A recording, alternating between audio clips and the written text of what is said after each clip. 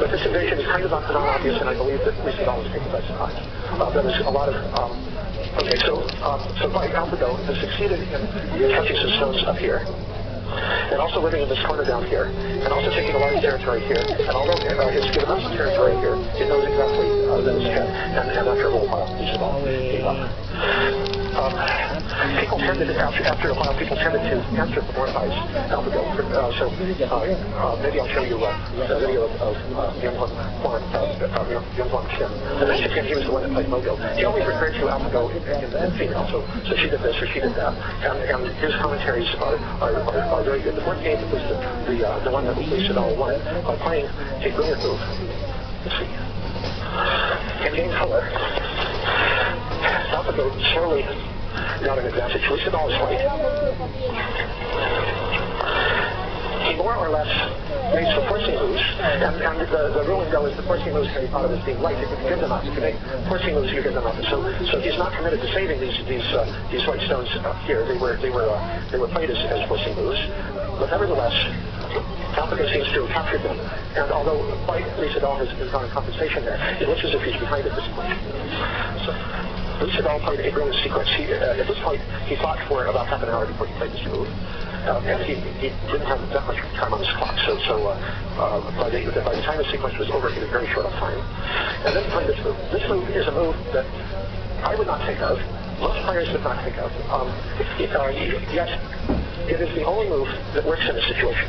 AlphaGo could have played better. There was another way in which Black could have actually recovered this, but if that had happened, it would have been a very close game. The reason that this works depends upon complicated sequences. After this, AlphaGo started making mistakes, which is something that happens with Monte Carlo programs. That if they are behind, they may make some errors. There is a remedy for that called an internal toning. So if I have 5 minutes, maybe I'll play you 5 minutes in this YouTube video. Is that okay? So this is Young Hwan Kim and Hanjin Lee. Hanjin Lee is a very popular blogger. She's a professional Go player. And she has a YouTube channel which is extremely popular, so she's a lady. And this is Young Hwan Kim. He's in Los Angeles. And they're struggling to figure out some variation. And they're trying all different things. Lee Sedol has not yet played, so Lee Sedol is up in that game. So is what the end of that. And my experience was tough at the time. I'll be not like that.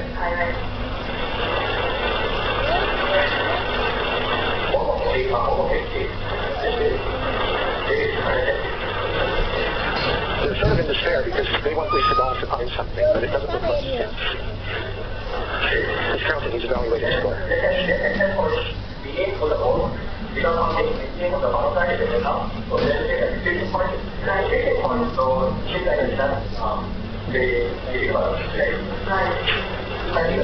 Right. I think so. Why did you say the reason?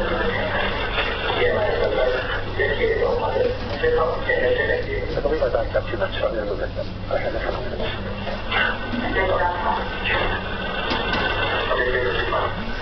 At this point, Lee Sedol has started to play, but he hasn't played the vital move. I was just wondering why you comment. So you can see that the stone. The stone, it was there and now it's disappeared, but it was on the board. So the commentators had actually found this move, the move that Lee Sedol played. Hanjin Lee found it in the middle of a long sequence, and then Young Hwan Kim found it at the right place, but he couldn't decide whether it worked or not. And they were analyzing until finally Lee Sedol played the move, and then they continued to analyze. It's a very dramatic video, and perhaps I should stop. But if you're interested in this, it's high drama on the Go board, and everybody, even if they're kind of interested in seeing the progress in computer Go, was rooting for Lee Sedol. From the human angle, he just showed so much character in the way he conducted the match, and it was good that he got a win. At the same time, there was a tendency to perhaps anthropomorphize AlphaGo a little bit. AlphaGo was awarded a trophy or an honorary 9-dan certification by the Korean Go Association, who praised AlphaGo's sincere efforts to improve every game. because it involves neural nets, there's something which is perhaps not a mind there, but it's getting there. That there's elements of true thought in everything, unlike computer test programs that happened in the 1990s. So it's out there.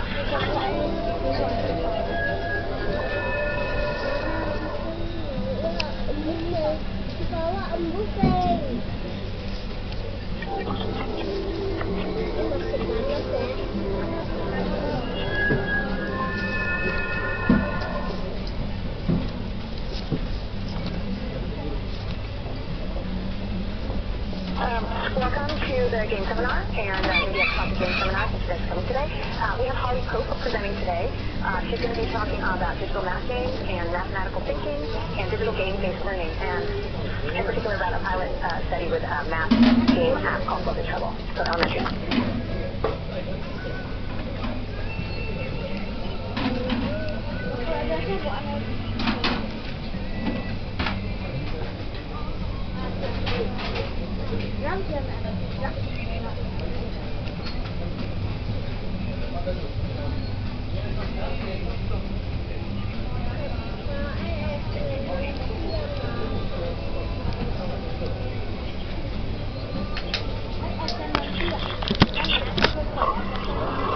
My name is Michael Chapman, and I'm a medical education specialist at Genoa's Asheville branch, and I'm going to serve as the moderator for today's webinar. We would like to welcome Dr. Susan Blum. Dr. Blum is a true pioneer in functional medicine. Dr. Blum is a nationally recognized clinician, speaker, author, and teacher. As the founder and director of Blum Center for Health, and through her education, writing, research, and medical mentorship programs, she is revolutionizing the healthcare industry and the lives of those with chronic illness. One of the most common questions we get asked during the webinar is about the availability of this presentation and the slide deck. These materials will be available on our website within a week of the webinar. If you're interested in having these resources, please click the Clinicians tab on the home page where you will find access to our webinars under medical education, or you can also log into your MyGDX account to find these webinars. If you don't have a MyGDX account, please click on the Getting Started link on our home page. And now I'm going to turn the controls over to you, Dr. Blum. Hi, well, hi everybody. Happy to be here and to talk about the gut and using stool testing, which I think I probably do stool test on every patient that comes in here. There's a minority of people who don't get one. And I've been doing this for a long time, probably 15 months. I started training in functional medicine in 2001, so I probably had my first stool test back in 2001. And actually, the stool tests have definitely changed over the years, and I think what I get out of them has also changed over the years, and maybe why I use them and how I use them. So my goal today was really to, when the folks at Genova asked me if I wanted to give a webinar on using stool testing, yes, I happily agreed because I do use stool testing a lot, and I am an expert in autoimmune disease and all sorts of inflammatory systemic illness, and for that reason, I believe stool testing is really, really helpful, and so I thought I would speak on that topic. I think like, the probably time this is in the book really looking at autoimmune disease, and I have a book coming out it's actually symptomatic disease, and it'll be out in the fall on arthritis, and so I've got my head spinning with all the connection between the arthritis and the gut and systemic inflammation, and so that's all in my head, so I thought it would be a good time to talk about this topic. So let's see, so we're going to save all the questions to the end, as we always do, and that way they can compile them and sort of we'll get to the ones that are the most common, questions that everybody has. So if you have any questions as I'm going, the comments will have a card at the end, and just jot it down so you don't forget it, or submit it, and we'll get back to it. So the first thing I thought we would talk about today is just, as we enter into how to use the stool test, I think it's important to understand sort of the role of the gut bacteria, the role of the microbes in your gut in treating or in maintaining health, or disturbing the environment in a way that leads to a leaky gut, which then leads to inflammatory arthritis. And inflammation, systemic inflammation throughout the body. And so that whole connection, which probably to others webinar, that's not new news for you. And I'm not going to spend a lot of time talking about that, but if you have more questions on that, you can answer it at the end, because I think it's almost dogma at this point that we know that leaky gut increases systemic inflammation and autoimmunity, and so we're going to talk about that connection a little bit and how to use the stool test to understand how to treat that, right? Because I have to say that one of the things I'm the most proud of is, as everybody is talking, and even conventionally, looking at SIBO and other gut disorders, as well as the mainstream understanding now that leaky gut does trigger systemic inflammation, or is associated with. Maybe there's a discussion about does it really cause it, or a reduction of what's happening in the body, or the secondary. Either way, we need to treat it. And so what tools do we have? And I'm so proud that in functional medicine and naturopathic medicine, even before functional medicine, we came along 20 years ago with doing this, healing the gut. And we're really good at that. And we're really the leading specialists in this field for treating and repairing the gut, which is now mainstream as we understand that dysbiosis. I mean, look at the whole advent and the research now being done on people transplant, and even that's become a mainstream discussion. And so we're good at this. And so so many of you probably are familiar with repairing the gut, and I'm going to share with you the way I do it, how you success to do it. So that's next as well now. So we're going to talk about that.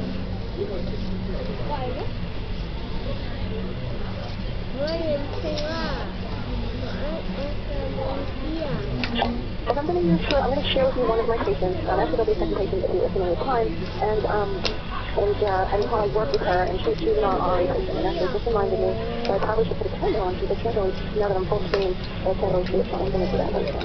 Okay, so the first part, so we begin with this.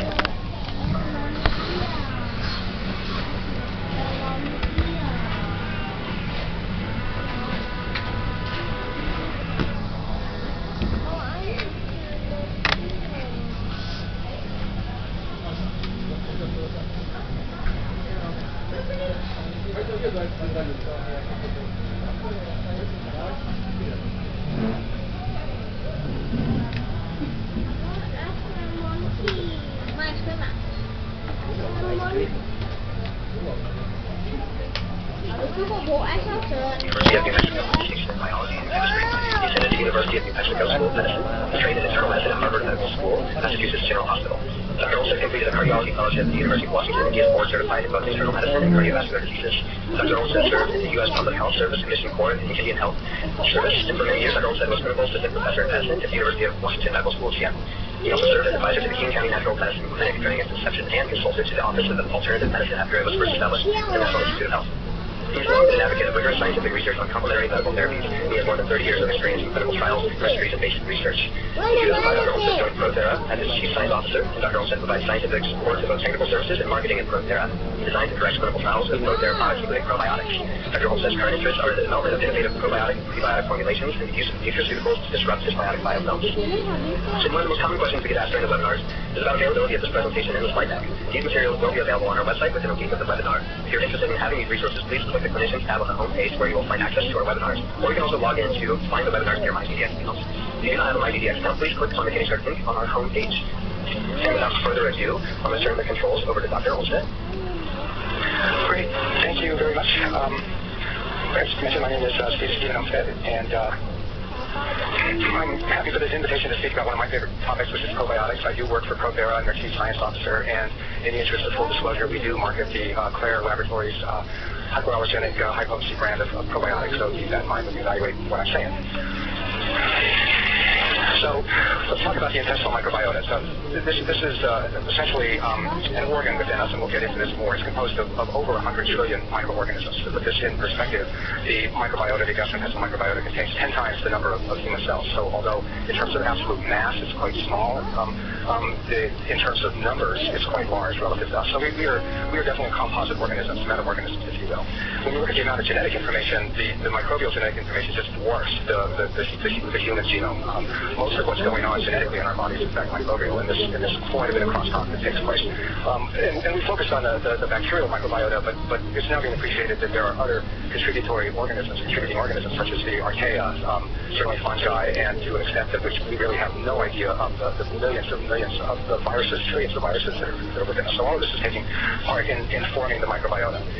We used to say that there was, if you look in the literature, you'll see 400 species, 500 species, 600 species, but we now know there are thousands of species potentially, and we know this by sequencing the DNA of ribosomal RNA. And so we currently, this information was published in Nature. We currently know that there are over 1,800 genera represented in the intestinal microbiota, and somewhere between 15,000 and 36,000 species can be detected. Nobody harbors all of these, and so the average person is going to harbor somewhere around 150 species. These are dominated by two divisions. Two phyla are very large organizational categories of organisms. So, for example, a phylum would be the Chordata. We're a member of the phylum Chordata, but obviously there's lots of diversity among members of the phylum Chordata, including the various different vertebrates, which is just one family in that. The microbiota is dominated by two divisions: the Firmicutes, these are gram-positive organisms, usually about 64% of the population, and the Bacteroidetes, these are gram-negative organisms, and that's usually about 23%, at least in Western populations. There's some variability in this, and we'll talk about that later. The vast majority of organisms in the intestinal microbiota are anaerobic, strictly anaerobic, fastidious. We can't culture most of them. That number ranges, I've seen in the literature, anywhere from 70% to 90%. A lot of these organisms, we just can't reproduce the conditions that they need for optimal growth, and it may well be that they can't be grown in isolation, that they need to be grown along with other organisms that perhaps supplying something critical that they need for optimal growth. I mentioned that you can conceptualize the microbiota as an organ, and I think that's a really important concept to grasp. So that this collection of microbes within our gut is, in every sense, an organ like your liver or your kidney. It weighs about 1.5 kilograms. This is all the second. And the metabolic activity here rivals that of the liver. There's just so much that's going on in this community within our guts, primarily within the colon, the distal ileum and colon. We know that it's responsible for immune and GI maturation. We know that that's been well established. Most of this has been established using what are called notobiotic animals, or basically germ-free animals, and introducing known amounts of bacteria into their guts to see what happens. But the immune system and the gastrointestinal system don't mature normally, and they don't continue to function normally unless there is an intact, diversified, eubiotic microbiota. But we have been discovering that all sorts of other organ systems don't mature and develop normally, and this includes the central nervous system. And so, for example, normal myelinization in the brain doesn't occur unless there's a gut microbiota that takes place. So we don't understand fully the communications that go on to facilitate that. We do know there's a great deal of communication between the gut and the gut microbiota and the brain, and we know at least some of that is mediated via the vagus nerve. So people are beginning to understand what's going on, but we really don't have a full grasp. The gut microbiota is, of course, responsible for colonization resistance. If we don't have our normal commensal flora, we are going to be open to opportunistic and pathogenic infections. Throughout our lives, the gut microbiota modulates the immune system, and so it's the gastrointestinal tract that we come into contact with the external world. We don't think about it as the external world, but basically it is the external world. Everything from your mouth, your ears, is part of the external world. It's things that we take into our bodies, and this is where we are experiencing the world to a large degree. Think about that. And we now realize that the gut microbiota modulates metabolism. So it's metabolism, weight metabolism, and there's a clear-cut role, although again we don't fully understand this, between the gut microbiota and dysbiosis and the risk of obesity and metabolic diseases like type 2 diabetes.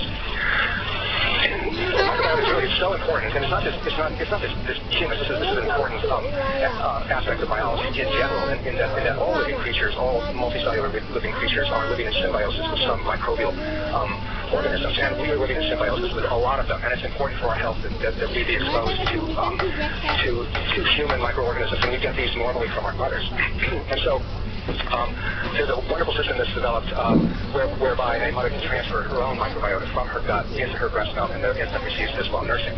And so this is mediated by dendritic cells, so immune cells within the gut, which are actually able, as you can see, these little dendritic cells here in the middle bottom picture with these little tentacles. And so they send these out, they can actually go straight into the lumen of the gut, sample gut microorganisms, sample gut bacteria, bring them back in, not harm them, transfer them to the lymphocytes, travel via the lymphatic system, are released in the breast and into milk where the infant consumes them.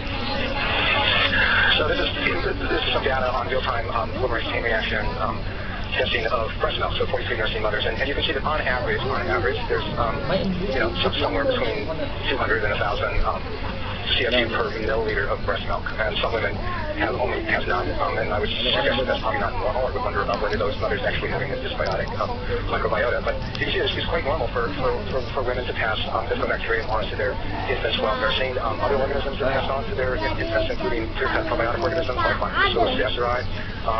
Also, some streptococcal species are passed through into the breast milk, and staphylococcal species, Staphylococcus erythematous, for example. So a number of different organisms are passed on to the infant. That's part of how infants acquire a normal eubiotic microbiota. So we now know, the classical teaching, if you look back just a few years ago, the dogma has been for 150 years that the fetus is sterile unless there's something wrong. The amniotic fluid is sterile, the placenta is sterile, and that acquisition of the gut microbiota only begins essentially during birth and then following birth. And that's where we get it. But this turns out to be, as so many other things that I learned over my career years ago, that's not true. And we now know that amniotic fluid is not normally sterile, but you can find small populations of bacteria, and all of these different genera are listed here on the right of the slide. If you look at it, you can find Enterococcus, Staphylococcus, Streptococcus, Klebsiella, Bacteroides, Bifidobacterium. All of these will be found in the amniotic fluid. And then, of course, because the fetus is drinking the amniotic fluid during development, these then inoculate the meconium. We also know that the placenta now harbors its own microbiome that is involved with protecting the fetuses, and if there's something wrong with that, maybe there's a dysbiosis of the placental microbiota. This is associated with preterm deliveries, especially preterm deliveries before 28 weeks. So the microbiota occurs before birth, starts to occur before birth, but really takes off after birth. So the baby, as it's being born, is covered with the microbiota of the cervix, of the vagina, and of the perineum, and then there's great homology between the organisms you can find. For example, E. coli serotypes in the nasopharynx of an infant after birth. That's going to match up perfectly with E. coli found in the mother species, for example. A lot of these Streptococcus